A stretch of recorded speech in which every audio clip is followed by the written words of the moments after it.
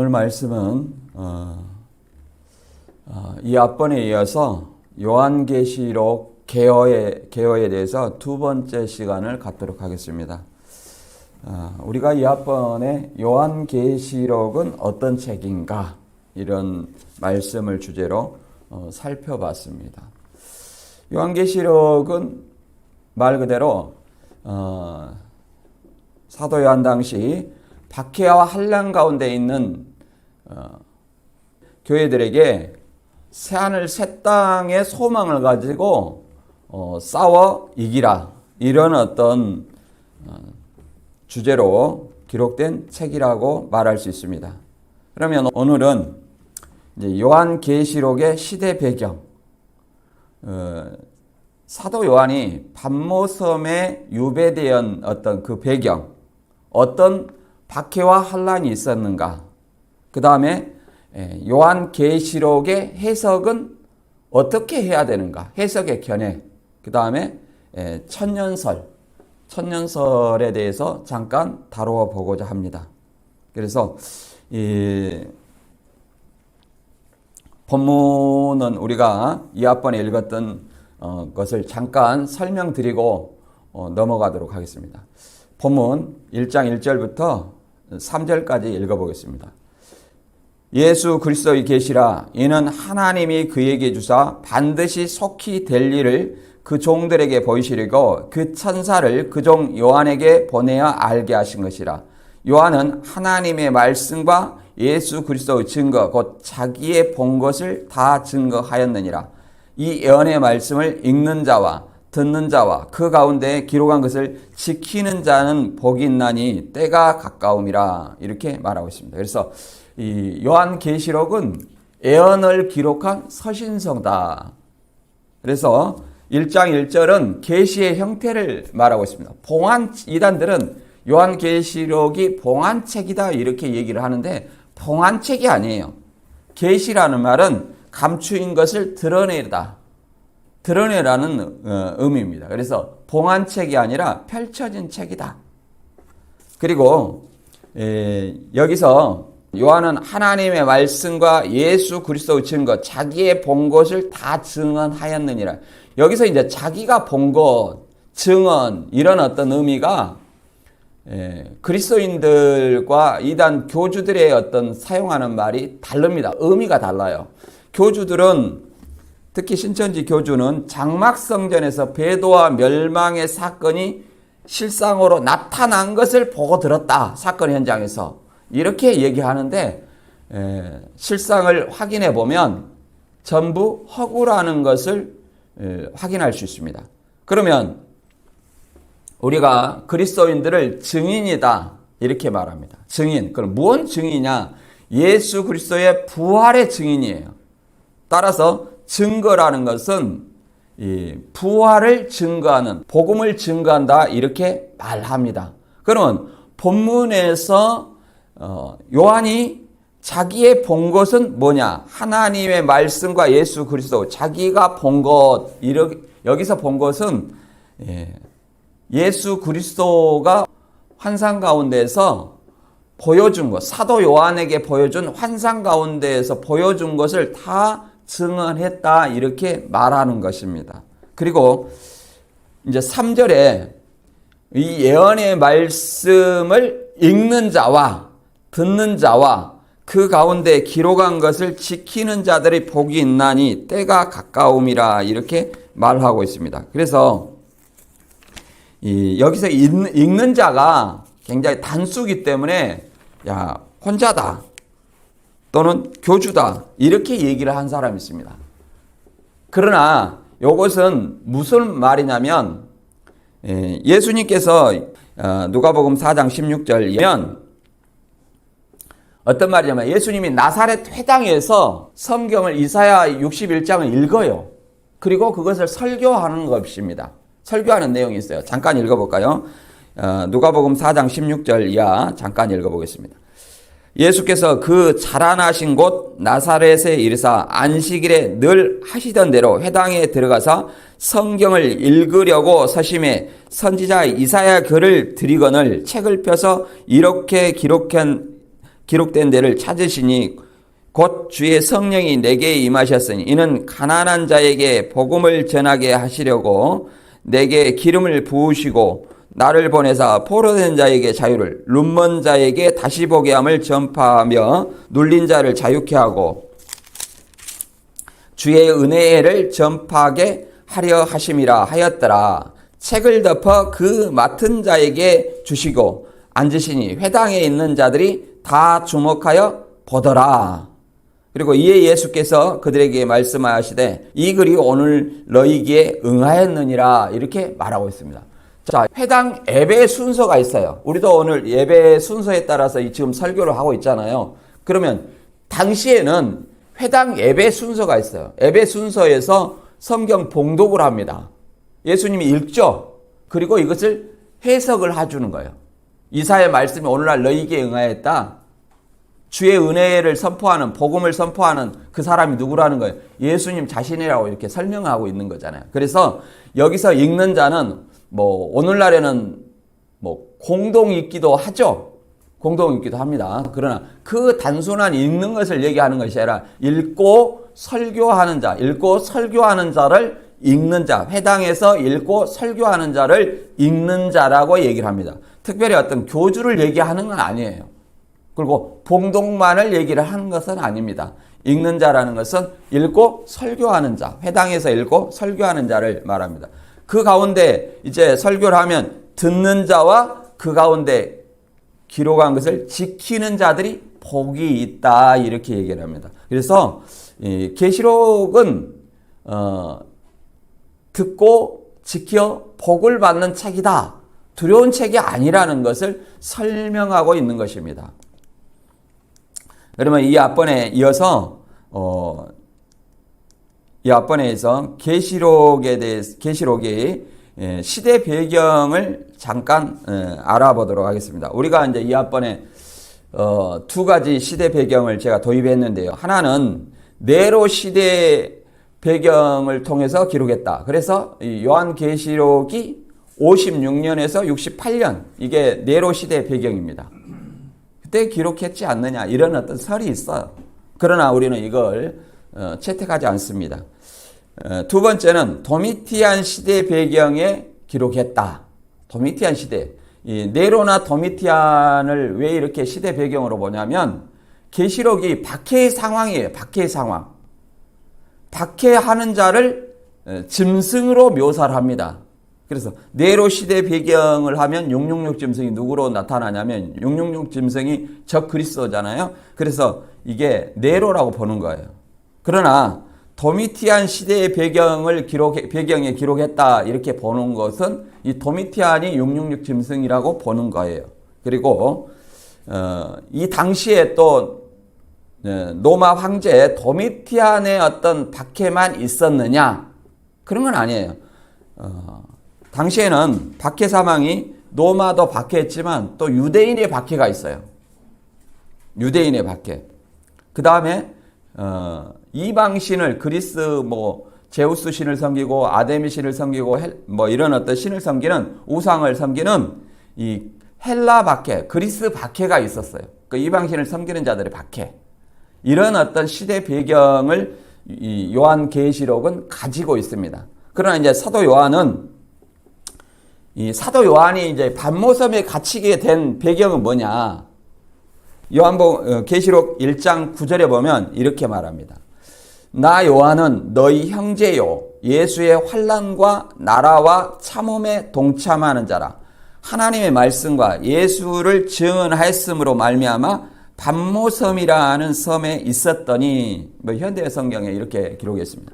그래서 예수의 환난이라는 것은 예수도 십자가의 박해 가운데서 십자가에 돌아가신 건 뭐예요? 예수님의 환난이에요.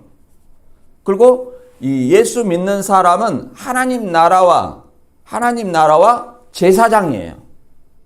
그 나라, 하나님 나라에 대해서 이 환난, 그 다음에 그 환난 박해 가운데에서 참음이 인내한다는 거예요. 그 박해를 견디는 것을 오히려 그리스도인들은 즐거워하는 겁니다.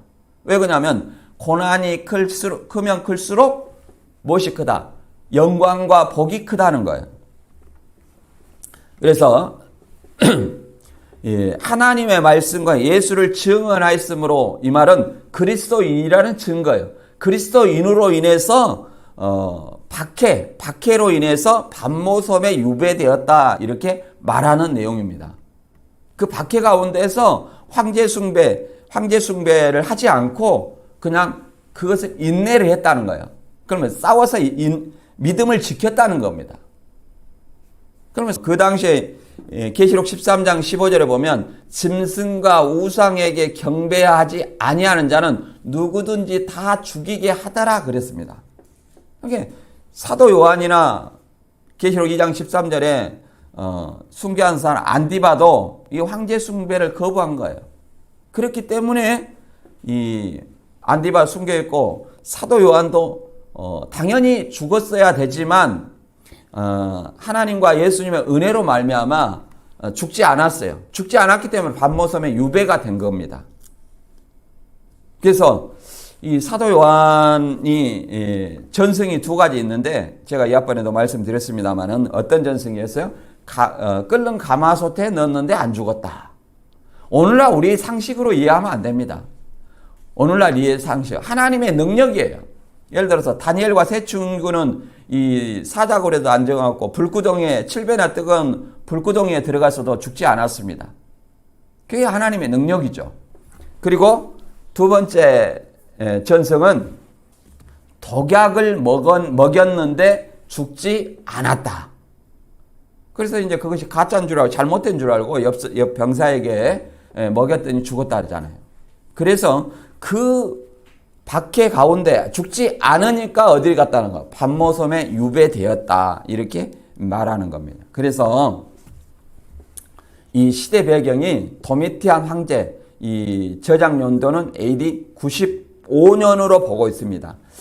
이 AD 95년으로 보는 그 저작 연도를 95년으로 보는 것은 도미티안 시대에 이레네우스 그 다음에 알렉산드리아의 클레멘트, 그 다음에 오리겐, 빅토리누스, 제롬, 이제 교회사가인 유세비우스 이런 사람이 이런 이제 AD 95년의 도미티안 황제 시대에 반모섬에 사도 요한이 1년 6개월 동안 그 유배되어 있었어요.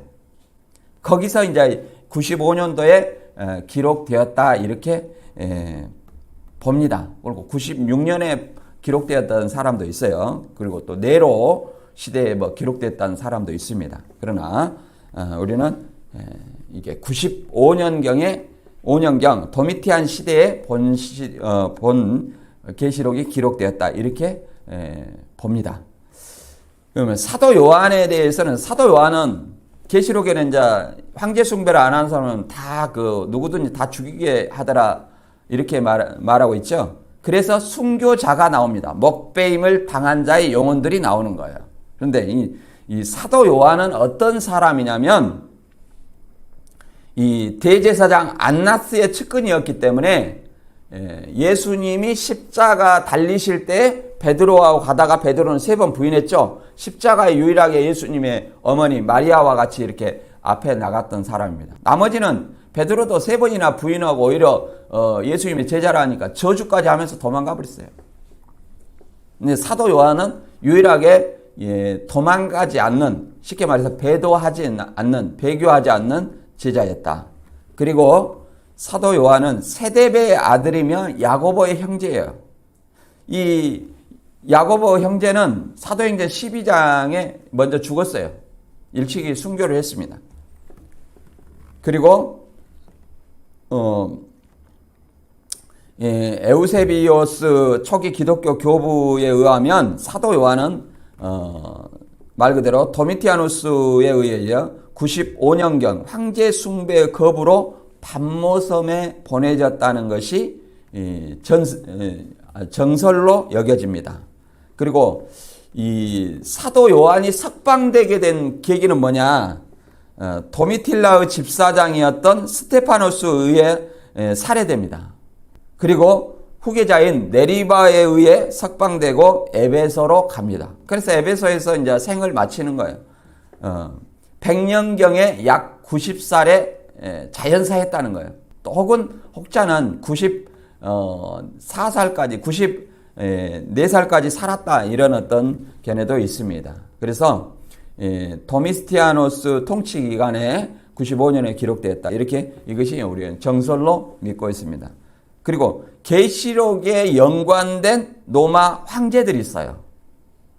계시록에 연관된 로마 황제들을 우리가 쭉 보면 로마 황제들은 아우구스투스가 BC 31년부터 14년까지 로마 황제입니다. 이제 아우구스토라는 말은 이게 황제의 칭호로도 나중에 사용되죠. 그 다음에 두 번째가 이제 티베리우스, 세 번째가 가이우스, 네 번째가 클라디우스, 다섯 번째가 네로. 이 네로가 이제 박해를 시작하여 아주 가장 극심한 박해죠. 그 다음에 베스파시오누스, 그 다음에 티투스, 그 다음에 도미티아노스. 도미티아노스가 이제 네로 다음에 가장 네로보다도 더 심한 박해를 한 사람입니다. 네로는 이제 그 도시에 한해서 박해를 했어요. 기독교인들을. 로마 화제를 기독교인들한테 이제 덮어씌워 가지고 박해를 했죠. 그러나 이 도미티아누스는 소아시아까지 자기 통치 영역의 전반에 걸쳐서 자기를 살아 있을 때 신격화해서 신상을 만들어 가지고 거기에 이제 경배하게 해 가지고 이제 그 박해를 한 겁니다. 그리스도인들을 박해. 경배하지 않는 사람은 다 죽이는 그런 박해가 있었어요. 로마는 황제 숭배는 어떻게 일어났냐면 선정을 베풀면 원로원에서 사후에 신으로 이렇게 숭배를 하게 되어 있습니다. 신상을 만들어서 숭배를 하게 되어 있어요. 그러나 도미티안 황제는 살아있을 때 자기를 신격화해서 자기 신상을 만들어서 신전을 만들고 거기에 1년에 한 번씩 숭배를 하겠어요. 그래서 숭배 항상 한 사람만 이렇게 황제의 어인을 찍어서 이렇게 통행하도록 했다고 말합니다. 그리고 도미티안이 약 15년간 통치를 했어요. 81년부터 96년까지. 그래서 도미티안은 말 그대로 도미틸라의 집사장이었던 스테파누스에 의해서 살해되고 그 후계자가 이제 네르바에 의해서 이제 통치됩니다. 그래서 그때 이제 사도 요한이 석방이 되죠. 이제 이런 어떤 시대 배경이 있습니다. 그리고 여기 그림 보면 사도 요한은 반모섬에서 7교회에 편지하는 내용입니다. 그래서 계시록의 책이 계시록이 2장과 3장만 편지다 이렇게 이단들은 생각하는데 그건 아니에요. 우리가 이 앞번에도 마찬가지 한 두루마리라는 거예요. 한 두루마리. 1장 10절에 그렇게 나와 있었잖아요. 한 두루마리. 자, 계시록 1장 10절에 다시 한번 읽어보면 뭐라고 되어 있습니까? 이르되 너 보는 것을 두루마리에 써서 에베소, 서머나, 버가모, 두아데라, 사데, 빌라델비아, 라오디아 등 7교회에 보내라. 그래서 여기서 두루마리는 라이트 오너 스크롤입니다. 그래서 한 두루마리예요. 그러니까 계시록이 한 두루마리로 이 7교회에 보낸 것이 아니라 하나의 교회에 보내면 그것을 돌려서 가서 보는 어떤 회람형 서신서다. 이렇게 볼 수 있습니다. 물론 예언을 기록한 서신서죠. 그래서 근데 이 7교회를 이단들은 모방을 해요. 그래서 모방을 하는데 계시록 1장 20절에 7별은 7교회의 사자요. 7 촛대는 7교회니라 이렇게 말하고 있습니다. 그러니까 이 7교회를 어떻게든지 나타내야 돼요. 이 모방을 해야 된단 말이에요. 이루었다고 하려고. 모방을 하려니까 7별은 7교회의 사자요 이렇게 나오잖아요. 그러니까 7교회를 모방해야 되니까 이 장막성전이라는 여기 보면 이 장막성전이라는 교회가 나옵니다. 여기에다가 7별이 없는데 7별을 이렇게 붙여가지고 7교회를 연상하도록 만들어요. 그러나 이것은 교회 이것이 한 교회입니까? 7교회입니까? 누가 보더라도 이 십자가 두 개 있는 하나의 교회예요. 하나의 교회. 그래서 이 75년 9월 6일 날 이제 어평호 유재열이가 이제 감옥 가고 어평호 목사가 여기를 맡아서 77년 12월 20일 날까지 약 2년 정도 이 목간판으로 과천 이삭교회로 얘기를 간판을 붙인 겁니다. 이게 이게 한 교회지 7교회가 아니에요. 이걸 갖다가 7교회로 연상을 하도록 만드는 겁니다. 그건 착각을 일으키게 하는 것이지 이 과천 이삭교회가 7교회가 될 수 없는 거예요. 이거는 완전히 왜곡이죠. 그리고 이제 도미티아누스가 81년에서 96년까지 이 기독교 박해를 네로 다음에 두 번째 기독교 박해를 했는데 왜 기독교인들이 박해받을 수밖에 없느냐. 기독교인들이 굉장히 중요한 문제인데 이 황제 숭배를 거부할 수밖에 없어요. 기독교인들은. 왜 그러냐면 우리가 요한복음 20장 28절에 보면 도마가 이렇게 신앙 고백을 합니다. 예수님에 대해서 나의 주시며 나의 하나님이시다 이렇게 예수님에 대해서 고백을 합니다. 그런데 황제 숭배라는 것은 뭐냐면은 가이사가 나의 주님이며 나의 하나님이다고 이렇게 고백을 하게 돼 있어요. 그러면 이것은 뭐냐면은 하나님의 계명과 예수님에 대한 믿음을 저버리는 거예요. 이게 배도라고 말할 수 있죠. 배도, 배교라고 말할 수 있어요. 그럼 예수를 믿는 사람이 황제 숭배를 하면 다른 신을 섬기는 것이고 다른 우상을 숭배하는 십계명을 어기는 거죠. 그리고 예수님의 주님이시며 예수님의 하나님 되심을 거부하는 거예요. 근데 거부를 해야 되는데 거부하면 어떻게 됐어요? 자기 목숨이 왔다 갔다 하잖아요. 그래서 그 당시에 이제 베드로 같은 사람들이 많았어요. 배도한 사람들이 많았죠. 황제 숭배를 하고 도망간 사람들. 살아있는 사람들. 그럼 황제 숭배를 거부한 사람들은 사도 요한이나 그 당시에 많은 하나님 나라의 이 참음에 동참하는 자라 이렇게 말합니다. 여러 형제들과 참음에 동참하는 자라 그래요. 이 현대어 성경에 읽어보면 이렇게 말했습니다. 1장 9절에 읽어보면 예수 안에서 여러분의 형제요 예수 안에서 환난과 그 나라와 인내에 여러분과 더불어 참여한 사람인 나 요한은 그렇게 말합니다. 그러니까 이 당시에 사도 요한만이 이런 박해를 당한 것이 아니에요. 그 도미티안 황제 숭배로 인한 어떤 그리스도인의 박해, 이 나라에 같이 참여했다는 거예요. 그 박해, 황제 숭배를 거부한대.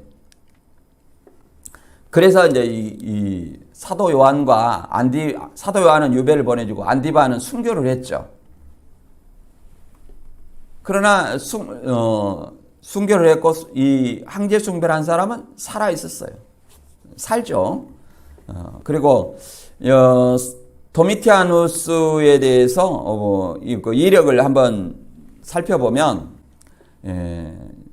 티투스가 아들이 없어 동생 도미티아누스가 30세 황제가 됩니다. 이제 티투스가 황제인데 티투스가 아들이 없어서 죽고 나서 이제 도미티안 황제가 30세에 황제가 됩니다. 그리고 로마는 옥타비아누스 황제 때부터 선정을 베풀 경우에 죽은 후 사후에 신으로 숭배하는 전례가 있었어요.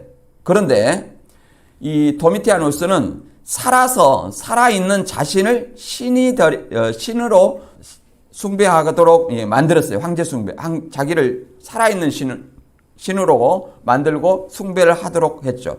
그래서 이 도미티안 황제를 보면서 로마 시민들은 죽은 네로 황제의 그림자를 보았다 이렇게 말합니다. 왜 그러냐면 네로 황제 때 굉장히 박해가 심했잖아요. 그런데 이 도미티안 황제가 네로보다 더 박해가 심하니까 네로 황제의 그림자를 보았다 이렇게 말합니다. 결국 이 도미텔라 집사장이었던 스테바누스에 의해서 암살되고 네르바가 이제 그 다음 황제로 이어졌죠. 그리고 로마에서 최초로 박해했다는 것은 네로 황제입니다. 두 번째가 도미티아누스라 했죠. 이 도미티아누스는 먼저 유대교 진영을 정조주는 반유대교 법령들을 발표하게 됐습니다. 유대교도 이 도미티안에게 박해의 대상이었죠.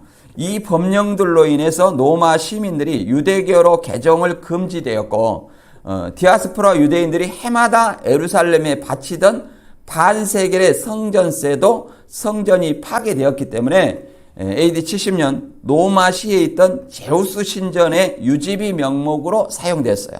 이게 로마 황제의 어떤 숭배가 있었고 또 이방신을 숭배하는 그 사상이 있었잖아요.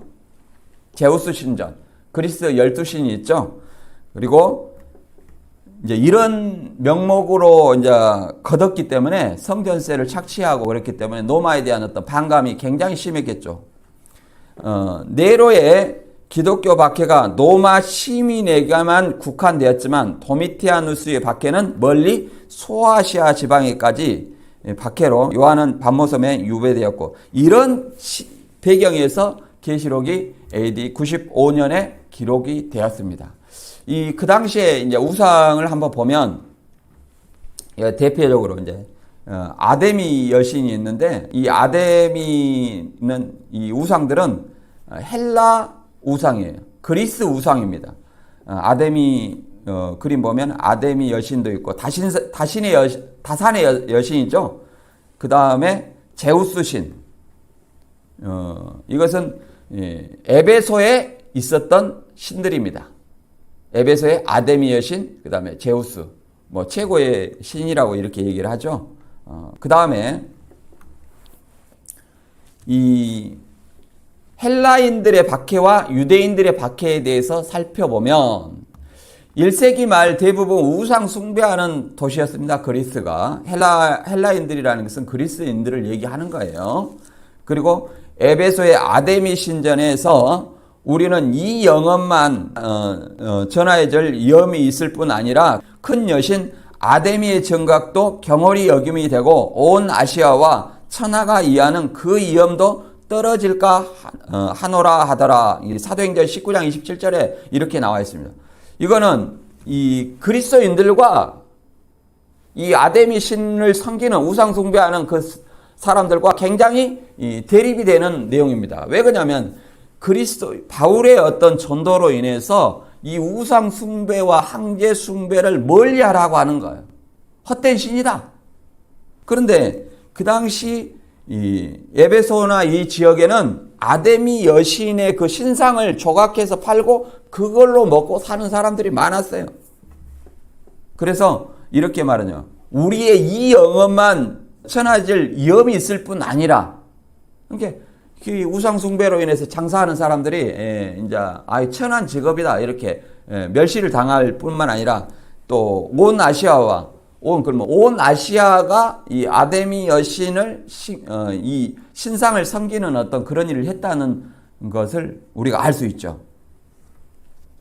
그래서 이제 사도 바울이 이런 어떤 소아시아와 이쪽에 유럽, 터키 이쪽에 복음을 전하고 1차 전도 여행을 하고 끝나고 나서 이제 예루살렘 총회에서 이방인들이 그리스도를 믿어 성령을 받은 것을 보고 어떻게 해야 되느냐? 유대 기독교인들이 반발이 있었어요. 유대 기독교인들은 말 그대로 할례도 받고 율법도 믿고 그 다음에 예수 그리스도를 믿은 거예요. 믿는 사람들이에요. 그런데 할례를 받지 않고 율법도 믿지 않는, 지키지 않는 그 이방인들이 예수 그리스도를 믿어서 성령 받은 것을 보고 이거는 잘못됐다 이렇게 반란을 일으킨 거예요. 그게 다른 복음이죠. 그래서 이 문제를 사도들이 있는 예루살렘 총회에 가서 바울과 바나바가 이제 회의의 결정 내용을 듣게 됩니다. 그러면 회의의 결정 내용이 뭐냐? 이렇게 사도행전 15장 20절에 보면 이렇게 되어 있습니다. 다만 우상의 더러운 것과 음행과 목매어 죽인 것과 피를 멀리하라. 이거는 뭐 때문에 그러냐면 이렇게 얘기하는 것은 안식일마다 회당에서 모세 율법을 읽는 유대인들에게 걸림이 될까 봐 이렇게 얘기하는 거예요. 예를 들어서 우상에 더러운 것. 우상의 제물이죠. 그 다음에 음행. 그 이방신 섬기면서 그 신전에서 창기와 같은 그 매매춘이 있었습니다. 그리고 우상의 제물을 죽일 때 어떻게 죽느냐? 목매어 죽였다는 거예요. 목매어 죽으면은 그 고기에 피가 스며들어요. 근데 율법에는 고기를 먹되 피채 먹지 말라 이렇게 얘기를 하고 있습니다. 그리고 피를 멀리하라 이렇게 얘기를 합니다. 이거는 유대인들의 걸림이 되기 때문에 이런 말을 한 거예요. 이방인들한테. 그러면 이방인들이 바꿔 말하면 이런 이방신을 섬기는 습관이 있었다는 얘기입니다. 그 이방신을 섬기는 습관이 누구하고 부딪혀요? 유대인들한테 걸림이 되는 거예요. 근데 유대인들을 전도를 해야 되잖아요. 그래서 걸림이 되기 때문에 이걸 금기하는 겁니다. 근데 예를 들어서 우상의 더러운 제물이라는 것은 우상의 더러운 것이라는 건 돼지고기예요. 그 신전에 돼지고기. 그러면 돼지고기는 가증한 짐승이거든요.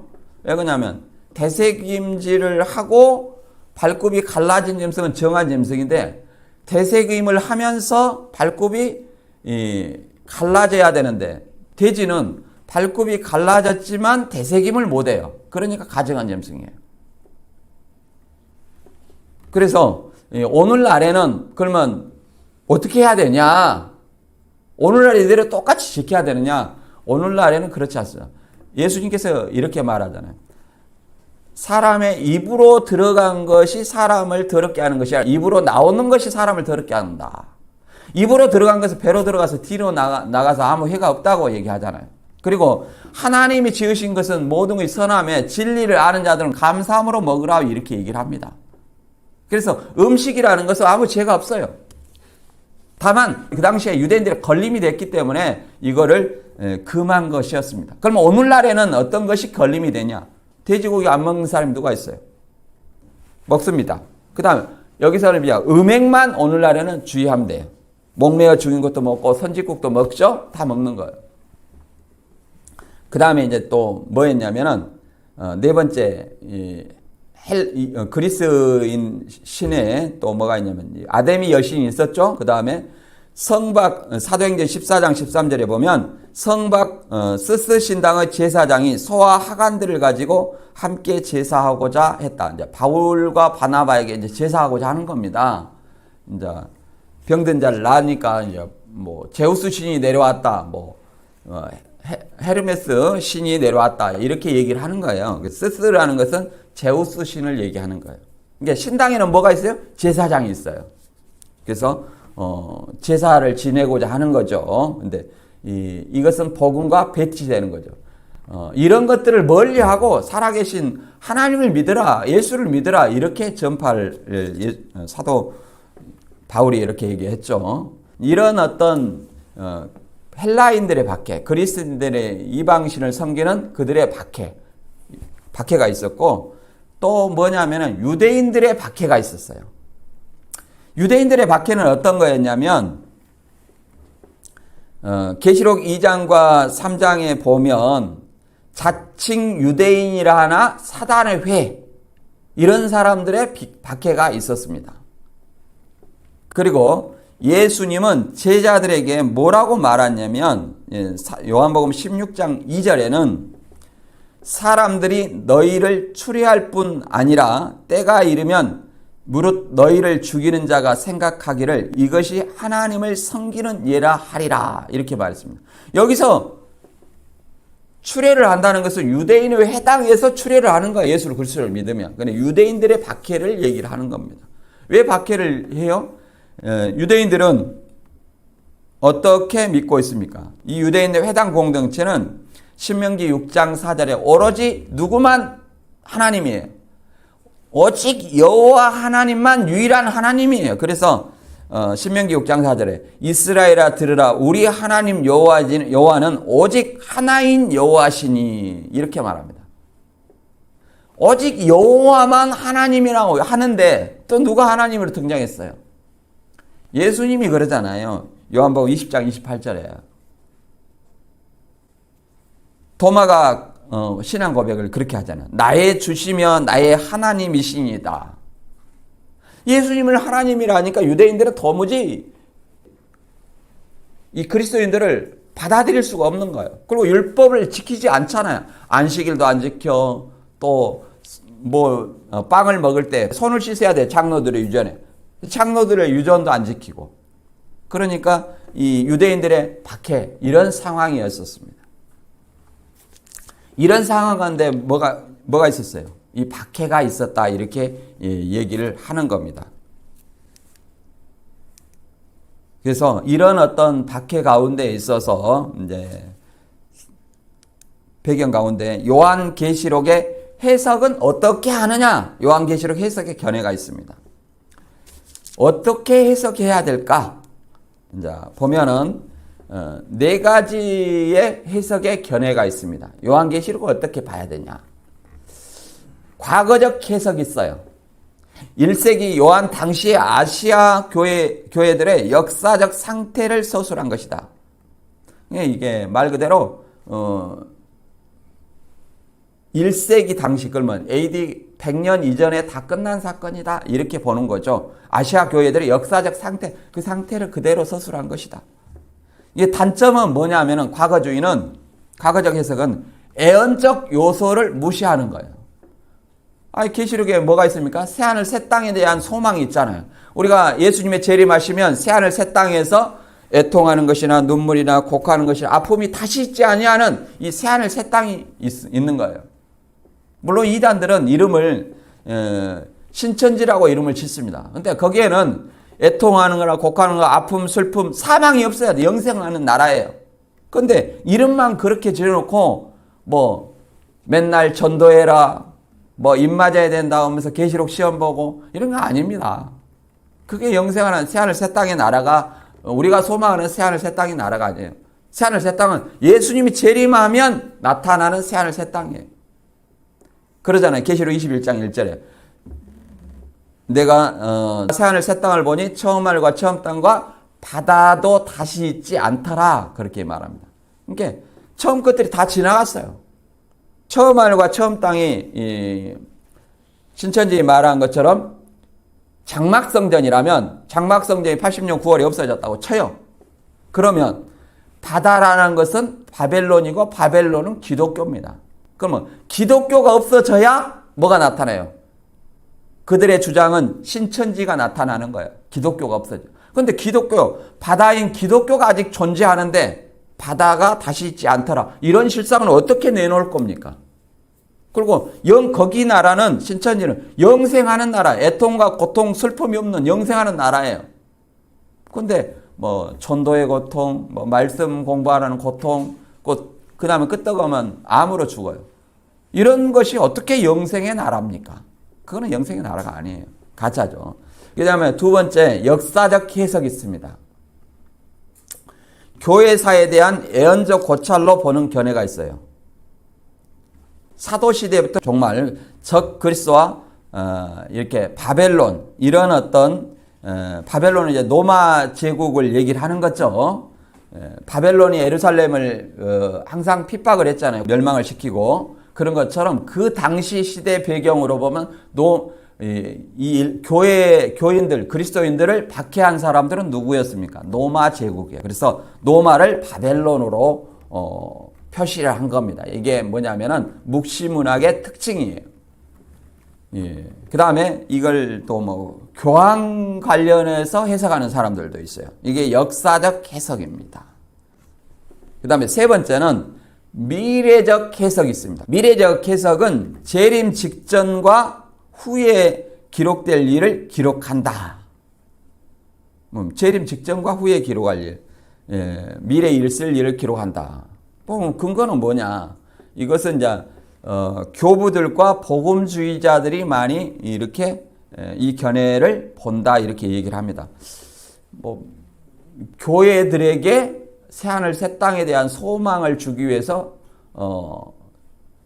이걸 기록했다겠죠. 그래서 이제 세 번째 이렇게 많이 복음주의자들이 이거 견해를 취하고 있습니다. 그래서 계시록 1장 19절에 내 본 것과 이제 있는 일과 장차 될 일을 내게 알리리라 그랬죠. 그래서 내 본 것은 1장 9절부터 20절까지 내 본 거니 과거죠. 그 다음 이제 있는 일은 계시록 2장과 3장 편지 사건이죠. 그 다음에 장차 될 일은 계시록 4장부터 22장 5절까지 이렇게 미래적 해석을 선택하고 있습니다. 그 다음에 네 번째는 상징적 해석입니다. 상징적 해석은 계시록이 이제 상징으로 많이 기록되어 있다. 물론 상징으로 많이 기록되어 있죠. 하나님 나라와 세상 나라의 전쟁을 상징한다. 대표적으로 이렇게 얘기를 합니다. 그래서 교회사를 통해서 선과 악의 싸움과 심판에 관한 실제를 기록했다. 이렇게 보고 있습니다. 그래서 여기에 연결돼서 한 가지로만 볼 수 있는 건 아니에요. 왜 그러냐면 도미티안 시대의 배경을 통해서 장례사를 기록했기 때문에 역사적 해석도 있을 수 있고 미래적 새하늘 새 땅에 대한 소망, 미래적 해석도 있을 수 있고 또 계시록에 상징적인 부분이 있기 때문에 그렇게 말씀드리는 겁니다. 그래서 이러한 어떤 견해가 있어요. 그래서 이 계시록 1장 19절 한번 제가 읽어볼게요. 그러므로 내 본 것과 지금 있는 일과 장차 될 일을 기록하라. 이렇게 말하고 있습니다. 그래서 세 가지. 그래서 미래적 해석이 이렇게 견해로 이제 이렇게 한번 포함해서 앞으로 진행해 보도록 하겠습니다. 오늘은 여기까지 하고 다음에는 요한계시록의 천년설의 견해에 대해서 우리가 잠깐 살펴보도록 하는데요. 계시록은 어떤 책이냐면 다시 22장 끝절 한번 가서 읽어보도록 하겠습니다. 우리가 계시록을 보는 것은 새하늘 새 땅의 소망이고 예수님이 다시 오실 것을 기다리는 소망하는 책이다. 두려움을 주는 책이 아니에요. 그래서 22장 10절에 보면 봉한 책도 아니고 이미 펼쳐진 책이다. 그래서 요한계시록이다. 그래서 22장 10절 보면 또 내게 말하되 이 두루마리와 예언의 말씀을 임봉하지 말라. 때가 가까움이라. 그리고 22장 20절에 이것들을 증거하신 이가 이르시되 내가 진실로 속히 오리라 하시거늘 아멘. 아멘. 주 예수여 오시옵소서. 주 예수의 은혜가 모든 자들에게 있을지어다. 아멘. 이렇게 합니다. 그래서 이미 예수님이 와가지고 이 계시록 말씀을 가르치는 것이 아니라 예수님을 소망하면서 재림을 소망하면서 보는 책이 뭐예요? 요한계시록이다.